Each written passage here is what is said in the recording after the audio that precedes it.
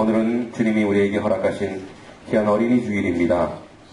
하나님은 우리 마음 앞에 순결함 허락하시고 또 어린이처럼 낮아지는 자리, 그런 자리에 의지적으로 갈 수 있는 우리 성도들 될 수 있도록 주여 도와주시옵소서. 아버지, 낮고 낮은 자리에 있어서 또 하나님의 말씀을 전할 수 있도록 종을 붙들어 주시고 하나님의 은혜 가운데 세워 주시옵소서. 예수님의 이름으로 기도합니다. 아멘. 네, 우리 서로 인사해 볼까요? 또 낮아집시다. 또 사랑합시다. 네, 아멘. 프랑스의 어느 조그마한 마을에 일어난 일입니다.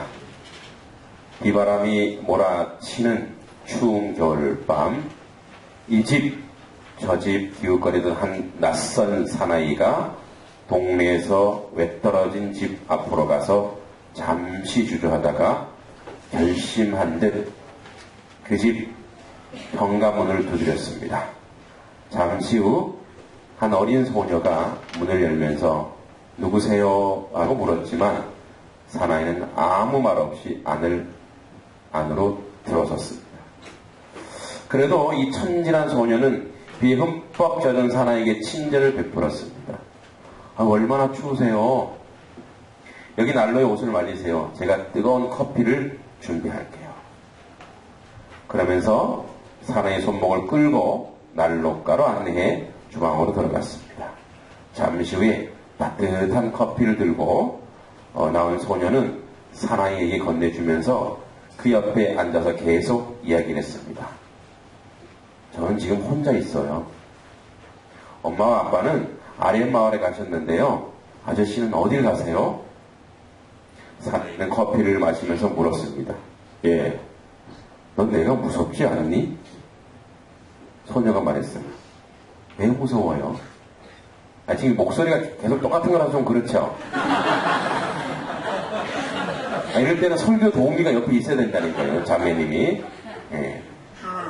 자, 다시 하겠습니다. 왜 무서워요? 다 같은 하나님의 자녀인데요. 사나이는 잠시 생각에 잠겼습니다. 지난 세월 이 소녀처럼 나를 믿어주고 따뜻하게 대해준 사람이 누가 있었는가? 그는 지금 탈옥수로서 도망하던 중 먹을 것과 돈을 강탈하기 위해 이 집에 들어온 것이었습니다. 그러나 소녀의 따뜻한 대접으로 생각을 고쳐먹고 커피를 마신 뒤 고맙다는 말을 하고 그 집을 떠나 자수했습니다. 여러분, 이런 명언이 있습니다. 어린이는 천국의 열쇠이다. 그리고 이런 말도 있습니다. 어린이에게는 하나님의 흔적이 있다. 이 말이 굉장히 멋있지요. 제가 만들었습니다. 비웃는 거죠? 예, 그렇습니다. 어린아이는 그 안에 천국의 열쇠이면서도 어린이에게는, 아주 순진한 어린이에게는, 저는 이 어린이가 하나님이 우리에게 주신 천국에서 왔다고 생각해요. 그래서 하나님의 흔적이 그 어린아이에게 남아있는 거예요. 여러분, 이 어린이 주일, 이걸 다른 데서 꽃주일, 꽃주일. 이것은 1856년도 매사추세츠 첼사시 유니버리스 제일교회 레오날드 목사님이 처음 시작한 것입니다. 그래서 그 당시에는 꽃주일이라고 얘기했습니다. 우리나라는 1922년 경성천주교 소년회에서 소파 방정환 선생님을 모시고 처음에는 5월 1일날 시작했다가 잘 지켜지지 못했습니다. 그러다가 1925년에 약 30만 명 어린이들이 동원되어서 이 어린이날 행사를 했는데 이제 38년 일제 탄압으로 그 행사가 폐지되었습니다. 그러다가 1956년 5월 5일을 어린이날로 결정했습니다. 우리 교회 어린이가 몇 명 있는지 아세요? 교회 학교만. 물론 집에도 있고 뭐 있을 수 있지만 교회 학교에 나온 어린이들이 있습니다. 김진서, 신명철, 박현정, 김은서, 이진선, 김희서, 이지선, 김하진, 김하은, 하건우, 하지우, 이효선 12명이랍니다. 더 있겠지요? 예. 여기 명단을 안 부르신 분은 빨리 주일학교로 보내십시오. 아멘. 할렐루야. 예. 여러분 12명의 천사들이 우리 교회에 있는 거예요. 그리고 이들이 우리의 선생님들이에요. 이들에게서 우리는 하나님을 볼 수 있습니다. 할렐루야. 자, 오늘 말씀에 18장 1절에 그때, 그럼 이때는 언제냐? 다른 성경 구절을 봤더니 이때는 바로 가버나움 한 집에 있을 때예요. 예수님께서 가버나움 집에 있을 때인데 요 상황이 여러 가지 상황이 있습니다. 주님이 그 전에 보면 성전세를 내십니다. 17장 24절에 성전세를 1년에 한 번씩 내는데 성전세를 내는데 예수님이 질문하지요. 베드로에게 만약에 임금의 아들은 세를 내느냐 안 내느냐? 세를 안 냅니다. 성전세는 누구한테 내는 거예요? 누구한테 내는 겁니까? 하나님께 내는 거죠. 그럼 하나님의 아들이신 예수 그리스도는 세금을 낼 필요가 있습니까? 없습니까? 없지요. 그런데 이렇게 얘기합니다. 예수님이 그 아들은 세를 면하리라. 그러나 우리가 그들은 누구냐? 우리가 아닌 그들, 하나님의 아들을 모르는 자들, 그들을 위해서 그들이 실족하지 않기 위해서 내가 세금 내겠다. 그리고 물고기 가서 열어봐라. 그럼 거기 뭐가 나와요? 돈이 나온다. 그래서 나를 위해 주라. 자, 이 성전세를 내었던 거. 그 다음에 그 전에 귀신 들린 아이를 고치시고, 그 전에 또 변화산상에서 베드로, 요한, 야고보 딱 봤더니 거기에 누가 있어요?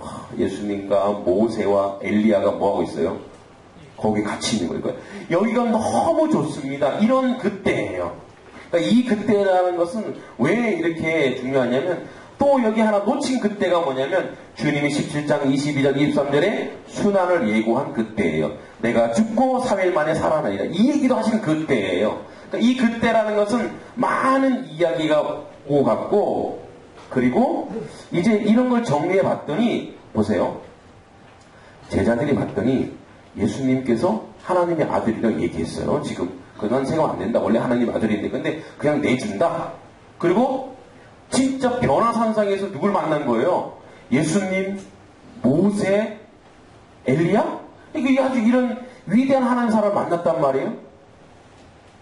또 이것도 경험했고, 또 귀신 들린 아이를 막 고치시고, 죽은 자를 살리시고, 이런 역사가 나니까 이제 제자들이 생각하기에 뭐예요? 우리는 예수님의 제자니까 이제 뭐가 이루어진다는 거죠. 곧 하나님의 왕국이 이 땅에 이루어진다. 이것을 중심으로 봤더니 제자들 사이에 어떤 일이 벌어지는 거예요? 야, 우리 한 자리씩 차지하겠다. 그럼 이제 서로 암투가 그려진 거예요. 그래서 그 말이 뭐냐면 그때에 제자들이 예수님께 나와 이르되 천국에서는 하나님 나라에서는 이 천국이 어떤 천국이냐면 이제 주님이 여기 이제 메시아 입성하고 왕으로 딱 오셨을 때 그때 하나님의 나라 예수님이 왕으로 오시는 그 나라 이거예요. 뭐 저 영원한 천국 이런 개념보다는 지금 예수님이 권력을 잡고 권세를 잡고 능력을 딱 잡았을 때는 주님 누가 큽니까? 뭘 조금 구체적으로 얘기해 볼게요. 주님 우리 12제자 중에 누가 짱 먹을까요? 이 얘기예요. 주님 12제자 중에 누가 이거 하면 되겠습니까? 예수님의 영의정, 예수님의 오른팔은 누굽니까? 이 얘기예요. 조금 더 구체적으로 얘기하면 주님 한 자리 주시죠. 이 얘기예요. 그러니까 천국에서 누가 크니까 큰 거에 관심을 가진 거예요. 지금 큰 거에. 예수께서 그때 한 어린아이를 부르십니다. 가버나움 한 집에 있으니까 그 집에 아이겠지요. 그 어린아이를 딱 불러세웠어요. 딱 불러세우고 그들 가운데 딱 세웁니다. 여러분, 유대 나라에서는 그 고대의 어린아이는 그냥 재산 목록이에요. 재산. 그래서 사람으로 인정 못 받아요. 다 큰 성인 여자도 인정 못 받는데 애는 뭐냐면 재산 목록이에요. 재산. 그러니까 우리로 치면 그냥 머슴이고 그냥 이렇게 하찮게 보는 존재예요. 여기서 어린아이는 뭐냐면 어리고 나이 어린 그런 개념보다도 나약하고 어린, 사회적으로 약자, 아무도 돌아보지 않는 자를 상징하는 거예요. 그 아무도 돌아보지 않는 자를 주님이 지금 제자들 앞에 딱 세워두시는 거예요. 우리로 치면 진지하게 국회의원들끼리 막 얘기하고 있다가 누가 큰 사람입니까? 그래서 저 지나가던 노숙자를 딱 불러 세우는 거예요. 이 사람이다. 이 완전히 코미디죠. 야, 우리 중에 누가 최고이겠니? 이랬더니 지나가는 어린아이 하나를 딱 세우. 지금의 우리의 문화와 우리의 간습으로 어린아이를 이렇게 생각하면 안 됩니다. 여러분, 지금은 손이 귀해서, 그죠? 그래서 뭐예요?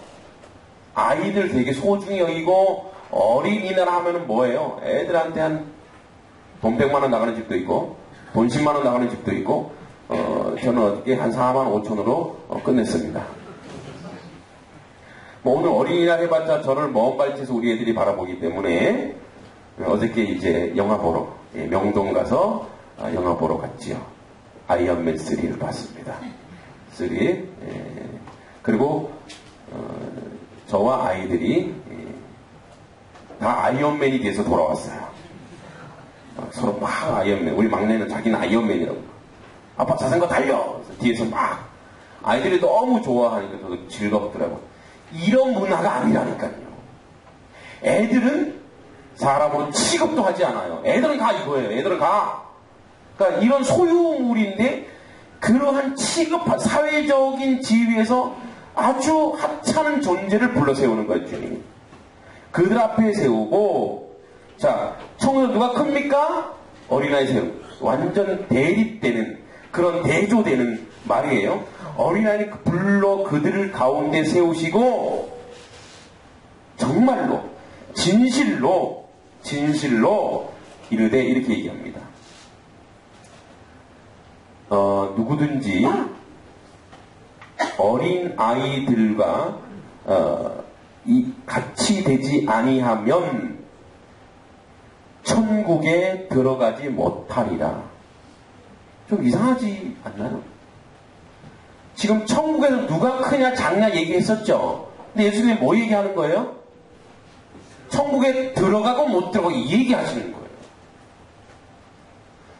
지금 예수님의 12 제자들 자기는 당연히 천국에 들어갈 거고 당연히 예수 그리스도의 왕국에 한 자리 큰 자리를 차지할 거라고 얘기를 했는데 그걸 확 깨시는 거예요. 지금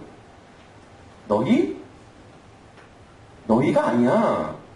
그러니까 너희같이 그런 허영에 차 있고 뭐 자리 한 자리 차지하려 그 마음으로는 천국에서 큰 자는커녕 자리는커녕 얘야 들어가지도 못한단다.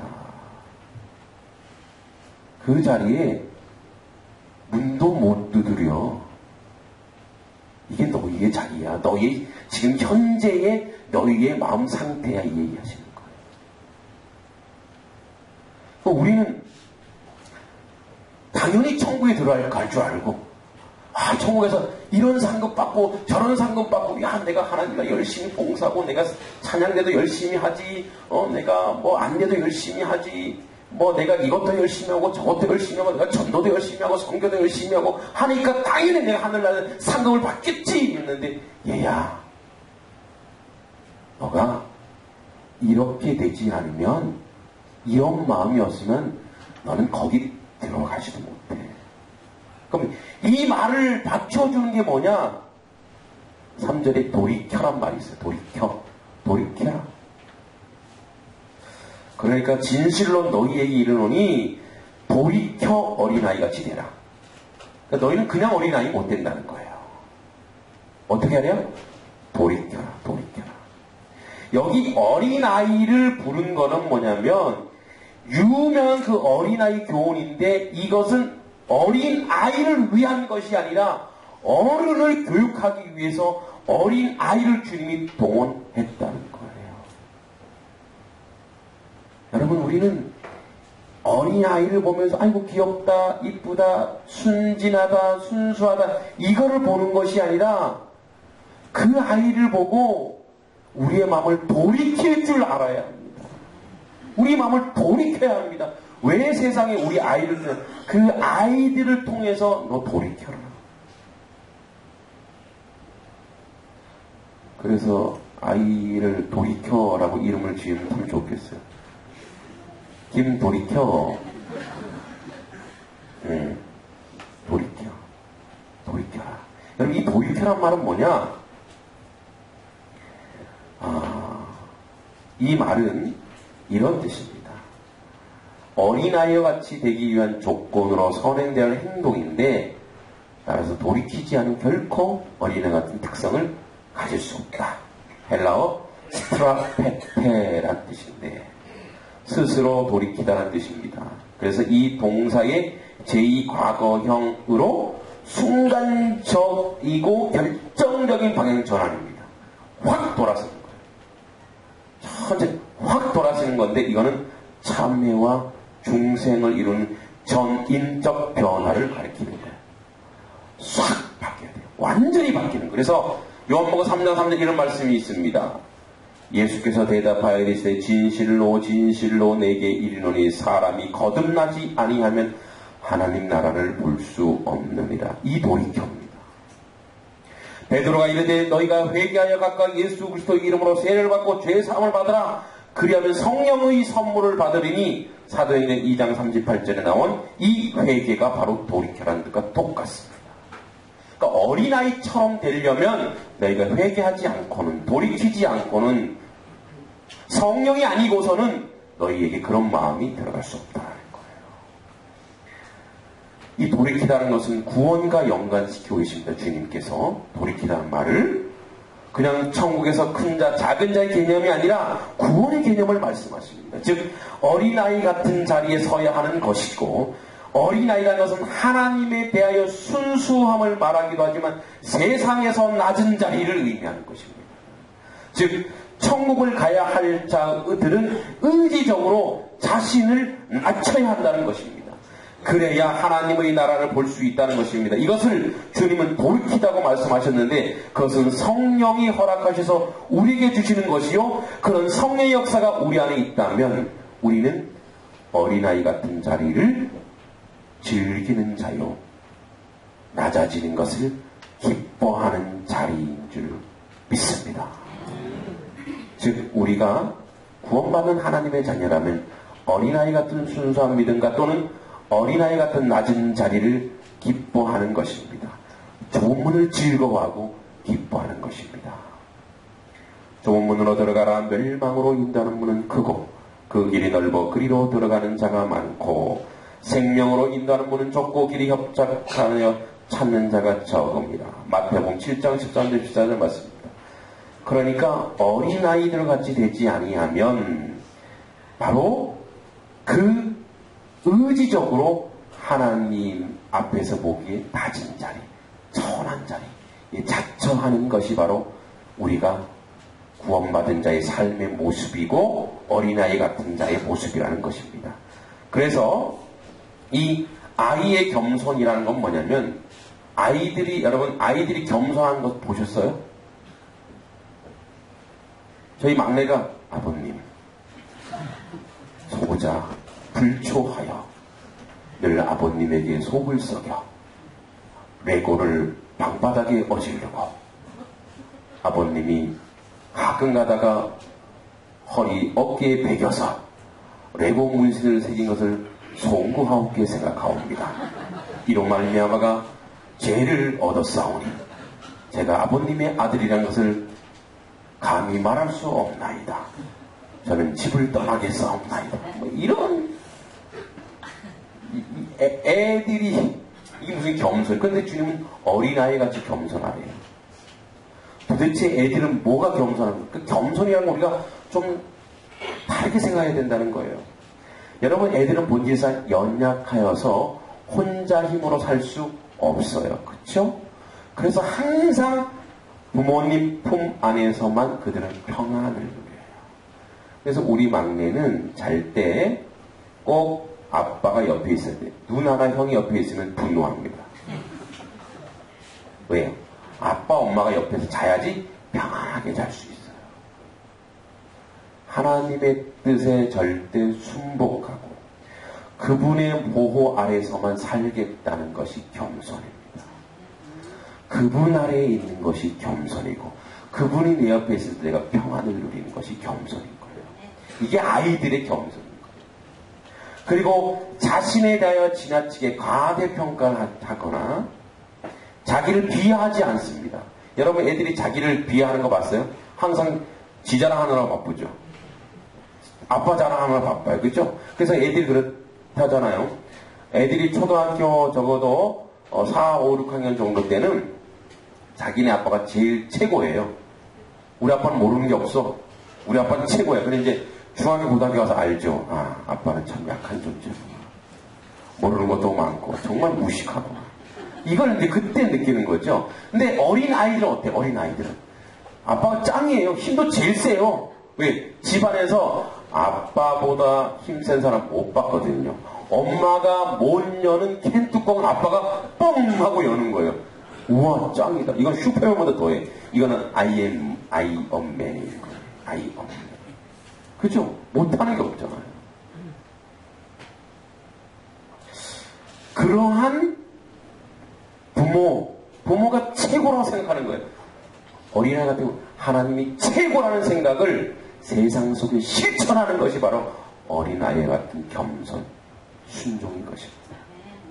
여러분, 이 아이들은 그래서 자기를 가소하거나 가대하지 않습니다.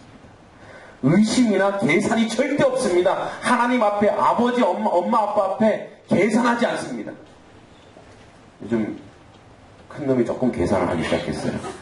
이게 이제 어린아이 길을 벗어난 거죠. 그리고 순수성을 지니고 가르침에 대한 단순한 마음으로 받아들이며 신뢰와 믿음을 그 믿음의 본바탕으로 하기 때문에 어린아이를 천국 시민의 모델이라고 얘기하는 것입니다.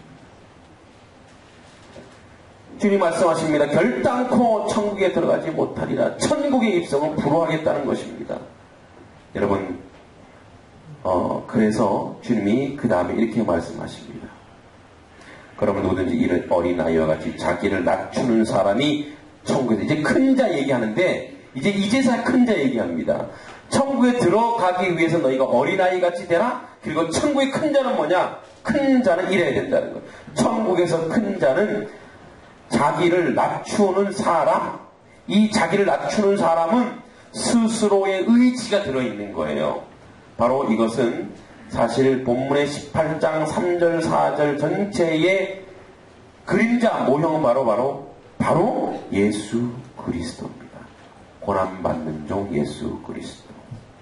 제가 서두에서 그런 얘기 했었죠. 그때는 언제냐? 이런 때인데 예수님이 죽임을 당하실 그 예언이 곧 이루어지는 그 시기입니다. 그런데 제자들은 그거는 들리지도 않아요. 그래서 17장 22, 23절에 갈릴리에 모일 때 예수께서 제자들에게 이르시되 인자가 장차 사람들의 손에 넘겨 죽임을 당하고 제3의 살아날 하시니 제자들이 매우 근심하더라 그랬는데 이제 딴소리 하는 거예요. 그러니까 여러 사건들이 있었는데 자기들이 좋은 것만 들었어요. 그래서 선택적 청취라고 그래요.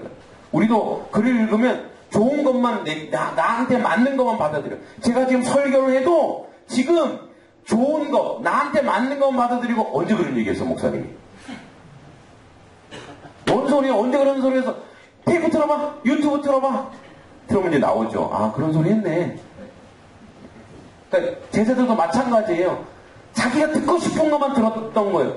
이제 무슨 일이 벌어지냐면 이 18장에서 가장 핵심적인 것은 뭐냐면 이 어린아이 같은 천국에서 큰 자, 이 어린아이는 바로 예수 그리스도를 얘기하는 거예요. 어디까지 낮아지셨냐? 자기를 낮추는 자. 어디까지요?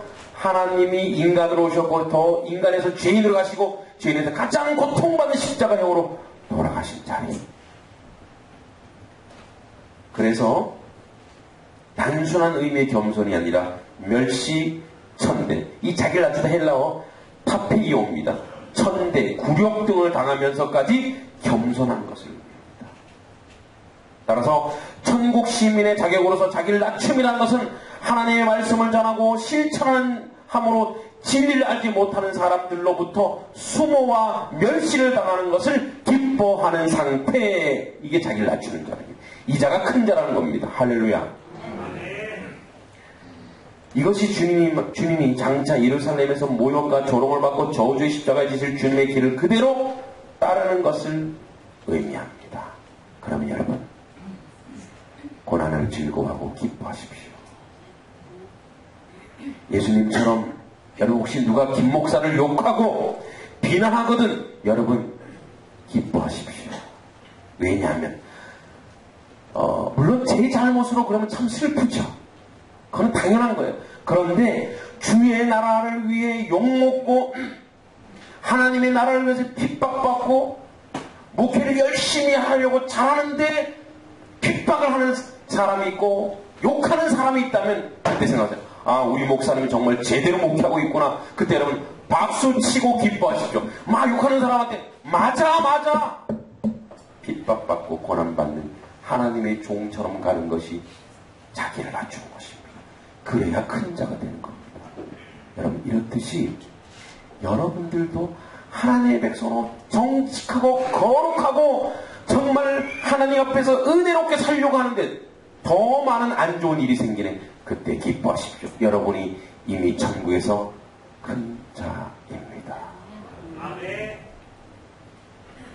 여러분, 예수님의 제자로 살아가고 있는데 누가 여러분을 핍박, 시기, 모함, 질투, 욕하면 그것을 기뻐하십시오. 천국에서 여러분이 큰 자고 여러분이 천국의 백성인 것입니다. 너희 안에 이 마음을 품으라 곧 그리스도 예수의 마음이니 그는 근본 하나님의 본체시나 하나님과 동등됨을 취할 것으로 여기지 아니하시고 오히려 자기를 비워 종의 형체를 가지사 사람들과 같이 되셨고 사람의 모양으로 나타나사 자기를 낮추시고 죽기까지 복종하셨으니 곧 십자가에 죽으십니다. 이러므로 하나님이 그를 지극히 높여 모든 이름 위에 뛰어난 이름을 주사 하늘에 있는 자들과 땅에 있는 자들과 땅 아래에 있는 자들로 모든 무릎을 예수의 이름에 꿇게 하시고 모든 입으로 예수 그리스도를 주라 시인하여 하나님 아버지께 영광을 돌리게 하셨느니라. 그러므로 나의 사랑하는 자들아 너희가 나 있을 때뿐 아니라 더욱 지금 나 없을 때도 항상 복종하여 두렵고 떨림으로 너희 구원을 이루라. 빌보서 2장 5절에서 12절 말씀입니다. 아멘. 여러분, 우리의 구원이 확인되는 순간이 어떨 때냐? 하나님 나라를 위해서 진리에 살고 정직하게 살 때 나를 욕하는 사람이 있고 나를 핍박하는 사람이 있고 나를 모함하는 사람이 있을 때 그때 내가 천국에서 큰 자요 내가 천국 백성이요 나의 구원이 오늘도 이루어지는 날이구나 라고 기뻐하시기 바랍니다. 천국에서 큰 자는 바로 예수 그리스도 자신이셨습니다. 예수님께서 스스로 낮은 자리에 의지적으로 오셔서 구원을 이루셨습니다. 바로 우리는 이런 모습에서 이 땅에 사는 사람들의 모습을 보면 그가 천국을 소유한 자인지 천국에서 큰 자인지 작은 자인지 알 수 있습니다. 예수님처럼 자신을 낮추는 자리 스스로 겸손하게 의지적으로 나아가야 합니다. 그것이 성령께서 오늘 우리 한국교회에 한맹교회에 외치시는 말씀입니다. 우리는 작지만 큰 자입니다. 그래서 우리는 작은 거인이 되어야 합니다. 여러분, 그래서 예수님 이름으로 이런 어린아이를 영접하라는 것은 뭐냐? 예수님의 이름으로 나가는 자들이 누구입니까? 바로 성도이며 교회입니다. 그이는 여기서 어린아이란 세상의 약자, 작은 자, 연약한 자, 대우받지 못한 자입니다. 그들을 영접하는 것이 교회의 일인 줄 믿습니다. 제가 목요일날 노숙자 한 분을 만났습니다. 우리 교회 문을 두드리고 문이 잠겨 있으니까 방황할 때 이강현 씨입니다. 저는 그와 30분 정도 이야기를 나눴습니다. 노숙자들에게 가장 불편한 점은 뭐냐면 저는 노숙자를 좀 많이 알고 이렇게 이렇게 알게 모르게 노숙자의 사역을 의문호양으로 좀 한 적이 있는데, 그들이 제일 불편한 것은 그들을 피하는 겁니다. 냄새난다고 피하고 무섭다고 피하는데, 그들이 반가운 뭐냐면 빨리 가서 달겨들어서 손잡아주고 안아주면 제일 좋아합니다. 바로 가자마자 손을 잡아주고, 남자라서 안아줄 수는 없었습니다.